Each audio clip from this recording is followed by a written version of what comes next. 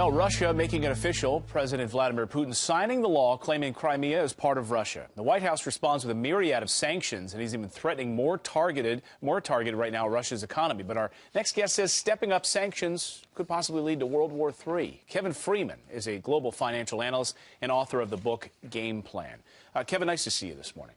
If you pick up the front page of the New York Times this morning, you'll see that the wealthy elite already starting to feel the crunch of sanctions there in Russia. The Russian elite starting to say, wait a second, these sanctions starting to hurt us. Is that going to hurt Putin at all? I don't think he cares. I don't think Putin cares that it hurts even some of his supporters. He's in this for the long haul. This is a global economic war from his viewpoint, and I think he's come to play. So World War III? Signaling the possibility of entering this? I think that was his threat back. He said if you impose sanctions that actually hit and hurt him, and I mean sanctions directed at the Russian economy, not at a few wealthy supporters, then he said, I will crash your financial system. I'll stop paying my debt, the money that we owe the West. We'll dump holdings of U.S. treasuries, which it looks like they may have done. And we have cyber capability. We could crash your financial system. Well, we know a lot of the cyber crimes in this country. You can speak to this. A lot of the cyber crimes that we experience in the United States coming from the Russian Federation. So will this be stepped up? Do we need to be worried about this? We do need to be worried. It could be stepped up.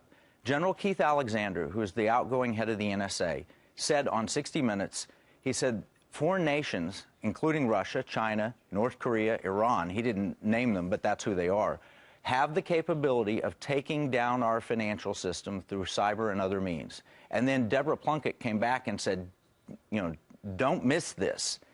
These nations do have the capability to hack our systems and completely destroy our economy. Well, what can we do? We're sitting here looking at them annexing part of Crimea. Will they move into another part of Ukraine, gobble that territory up? And what should the Western world do?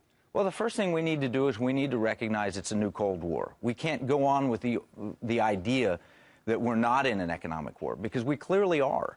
Russia's signaled this, North Korea, Venezuela, Iran, even the Chinese and India have indicated that they may side with Putin on these issues. We need to geopolitically then think, how do we respond to that? And things we could do that would be serious is we could open up all the federal lands for energy production. If we became energy secure and even began to export energy, LNG, for example, to Europe, that would be a massive blow to Putin. Not something minor like we're going to attach, 10 of your citizens or 9 of your citizens and threaten them, but actually that would threaten the entire economic base of the Russians.